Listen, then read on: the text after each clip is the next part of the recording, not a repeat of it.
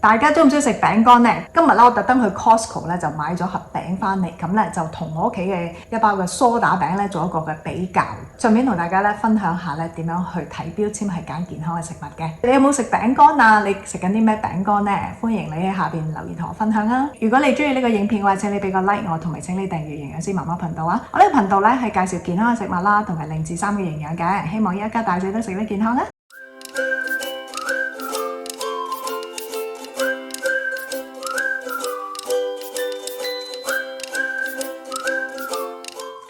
各位朋友，大家好，我係營養師媽媽 Priscilla。我之前咧就拍咗條片係講餅乾嘅，咁啊有唔少朋友都話，不如你介紹下唔同嘅餅乾啦，咁啊點樣揀啊，點樣睇標籤啊，咁啊今日咧我就想同大家去介紹下嘅。咁我特別咧去 Costco 行下嘅，因為起碼美加啊或者一啲嘅地方啊都有機會係買得到嘅。Costco 咧我咧就見到咧有一盒嘅 crackers 啦，咁其實我之前咧都食過嘅，咁咧就買咗盒翻嚟同大家係做示範嘅。咁啊另外咧我屋企亦都有一盒梳打餅喺度，同大家咧就係做下比較㗎。因為咧好多人咧都係話啊梳打餅乜唔係好健康嘅咩？咁咧我咧就覺得其實而家咧比梳打餅更加健康嘅餅乾咧都唔係好難揾得到嘅，可以用呢一個咧例子咧同大家做下示範。不過今日咧講嗰啲點樣去睇標籤啊，其實咧你係應用於好多唔同嘅食物啊，即係唔單止係揀餅乾嘅，去唔同嘅食物咧你都可以用呢個原則去揀啦，咁俾大家咧可以多啲嘅食物嘅選擇啦。首先咧講下餅乾嗱，其實餅乾我好少食嘅，餅乾始終都係啲碳水化合物嘅食物啦，係一啲穀類嘅食物啦。咁而家咧我哋講健康嘅趨勢咧，穀類咧都唔好食咁多嘅。不過咧呢啲嘅餅乾 crackers 啦，佢個少嘅份量嘅話咧，其實有陣時簡單做一個小食咧都係唔錯嘅。但係咧一次講呢個份量就唔好太多，我等下就會同大家講下點樣去睇嗰個份量嘅。嗱，首先咧就係講餅乾呢一樣嘢咧，我哋英文叫 crackers。crackers 同 biscuits 咧係唔同嘅。crackers 咧原則上係乾身一啲嘅，脆啲嘅，咁油咧亦都冇咁多嘅。但係咧 biscuits 嘅話咧，一般都係用多啲嘅牛油㗎。咁啊，如果你去超市啦，英文嘅包裝啦，上面啲名嘅話咧，都有 biscuits 呢隻字咧，一般性嚟講咧都會係比較高脂肪少少㗎啦。咁我哋今日咧就係比較兩種唔同嘅 crackers， 呢一隻 soda crackers 梳打餅同埋全穀嘅 crackers 啦。咁我會問5條嘅問題嘅，咁大家可以按呢5個問題咧去揀你嘅餅乾啦。你想唔想安坐家中就有註冊營養師助你達到你嘅健康目標？港營最在線營養諮詢為海外同香港嘅人士提供方便、彈性同埋省時嘅營養服務。線上嘅服務係包括 messaging 嘅支援，會面前後同營養師有更緊密嘅溝通。馬上預約你嘅免費評估啦！第一就係佢係咪全穀類呢？咁啊全穀類呢就係首選嘅。咁你揾呢啲字眼就係佢係咪 whole grains， 就係第一樣你要問嘅問題，係咪全穀類啦？咁啊全穀類嘅話，佢會多啲嘅營養，多啲嘅纖維嘅。好似呢一隻嘅話呢，佢咧寫住 multi grain 啦嚇，多穀類嘅植物呢，因為佢用多過一種嘅穀呢去整啊嘛，佢嘅營養呢就會比單用一隻穀嘅穀類呢就係豐富一啲嘅。咁呢一隻係 multi grain 啦嚇，咁就會係加分嘅。咁佢另外呢亦都係寫住係 made with whole grains 嘅。咁我哋睇翻呢隻梳打餅啦，佢咧上面咧冇特別講係話係咪 whole grain 啦，應該真係唔係啦，就係精製嘅啦，就冇咁健康啦。咁啊呢個第一回合咧就呢隻餅乾勝嘅。第二啦，我哋咧就係睇下嗰個嘅食物成分表有冇一啲健康嘅成分啦。嗱，咁我哋睇下呢一隻啦，嗱上面寫啲乜嘢咧？就係 brown rice flour 啦，即係糙米粉啦 ，sesame seeds 啦，芝麻啦，potato starch 啦，薯粉啦 ，quinoa seeds 即係藜麥啦 ，safflower oil 啦，葵花籽油啦 ，flaxseed 亞麻籽油啦。其實佢裏邊好多嘅材料咧，全部都係天然嘅成分嚟嘅。咁咧就唔係話有好多化學嘅名。咁呢度咧就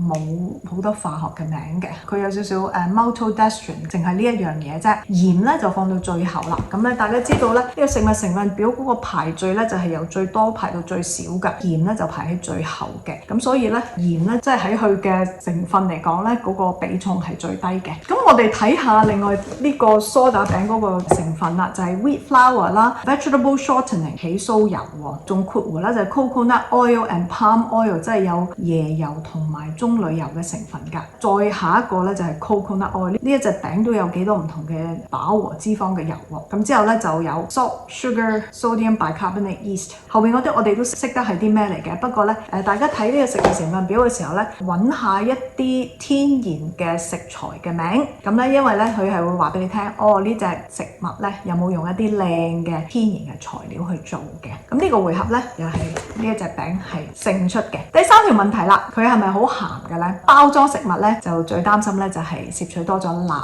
質。咁咧我哋咧就睇翻嗰個食物成分表啦。咁呢一隻咧10塊嘅 crackers 咧就係有75毫克 milligram 鈉質。咁咧佢嗰個 daily value 係3%嘅啫。咁 daily value 咧係我哋按2000卡路里嘅人嘅需要嚟講咧，佢需要每日需要幾多鈉咧？3%即係話咧，佢食咗呢個份量嘅話咧，就攞到全日3%佢應該攝取嘅鈉嘅需要啦。3咧就唔多嘅，係屬於低嘅。我哋加拿大嚟講緊5%以下咧為之一個低嘅數字。咁當然鈉咧就越低越好啦。咁所以其實都幾難得嘅。佢如果係咁低鈉，但係如果佢味道 OK 嘅話咧，咁其實係加分嘅，因為佢都幾低鈉。呢一隻嘅餅咧，咁咧佢咧就係一個 pouch， 鈉質咧係110毫克，咁就講緊5%，都 OK 嘅，佢唔算係非常之鹹。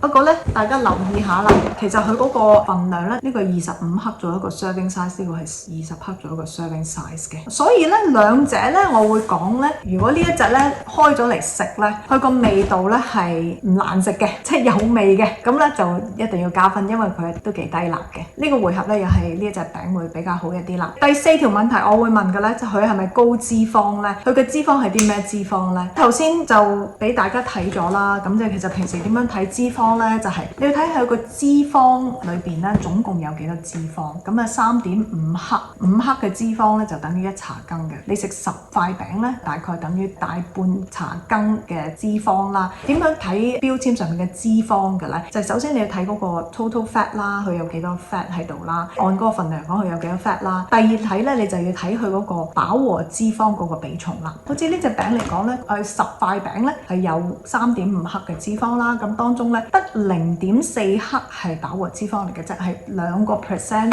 全日飽和脂肪嗰個建議量嘅2%都係好低嘅。咁我哋睇翻呢一隻啦，佢嘅 fat 咧就係5克，即係大概1茶羹嘅油咧，脂肪會略為高少少嘅，但係佢嘅飽和脂肪係4克喎。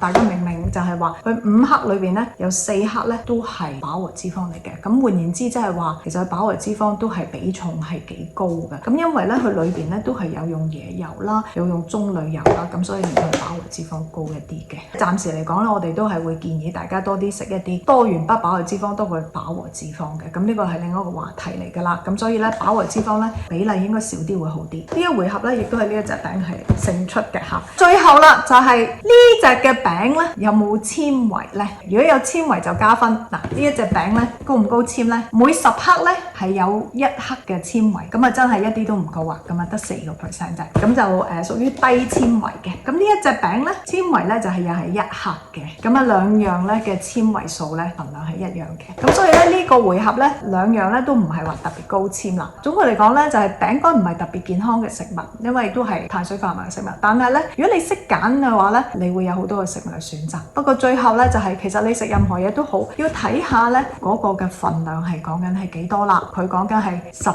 塊就為之一個份量嘅。咁如果咧你攞咗20塊出嚟、30塊出嚟，咁你記得咧就要乘2乘3㗎咯喎。所攝取嘅熱量咧就唔係單純一個份量係90卡路里㗎啦。碳水化合物嘅話咧，其實咧所有穀類嘅食物咧都會有嘅。咁譬如咧10塊嘅餅嚟講咧有14克嘅碳水化合物，佢嘅碳水化合物嘅含量咧係等於1湯羹半嘅飯啦。其實都唔算係好多嘅，作為一個小食咧食10塊都係 OK 嘅。今日咧嘅總結就到呢一度。如果大家咧係識睇標籤嘅話咧，會增加大家好多健康嘅選擇。希望大家揾到你中意食又健康嘅餅乾啦。如果你想降三高嘅話咧，歡迎你去下邊說明文嘅連結嗰度啦，可以輸入你嘅電郵咧就下載降三高健康餐單嘅。多謝大家收睇，拜拜。